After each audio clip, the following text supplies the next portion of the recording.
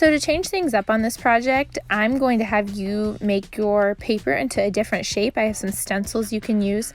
I chose to make the mountains, and so I'm sketching those out in pencil the way I want them, and then I have to go in and add some more lines and some details. You can follow along with the handout on how to do that exactly.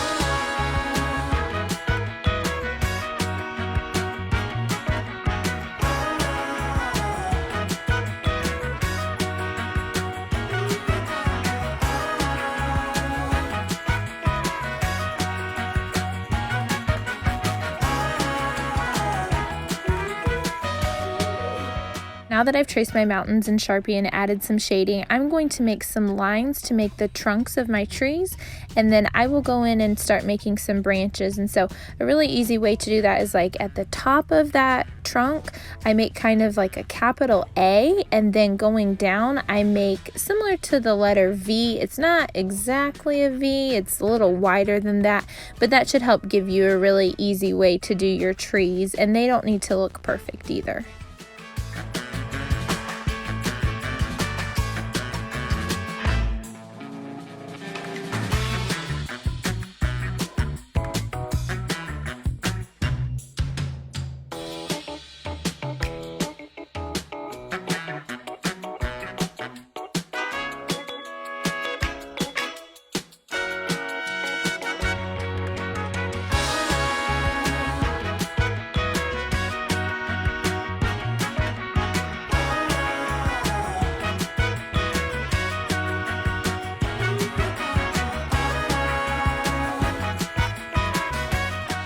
This technique for painting the background is really fun. It's called wet on wet, and so I am painting some water onto my paper first, and then I'm just putting little drops of watercolor into it. You'll want to pick colors that can blend nicely together, otherwise you might end up with like a shade of brown somewhere, and that's probably not what you want when you're trying to make your sky really colorful. So notice I just did blues and purples, and then I can kind of keep going back and adding more to it if I need to, or if I want it to have a little bit more color.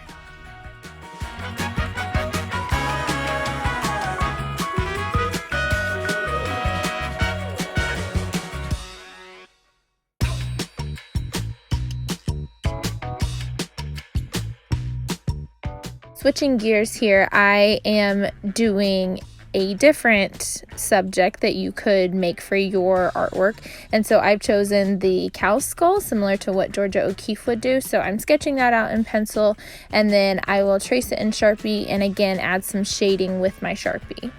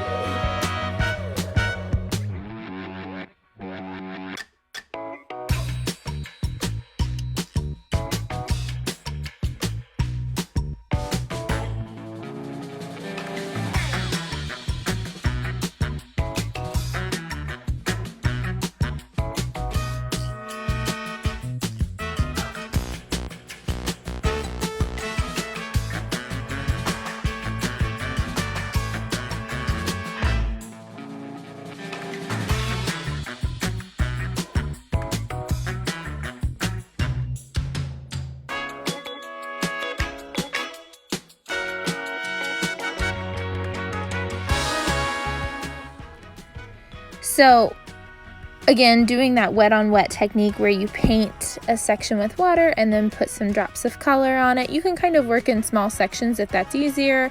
Sometimes the water starts to dry a little faster, so I kind of break my paper up into 4 sections and kind of work that way.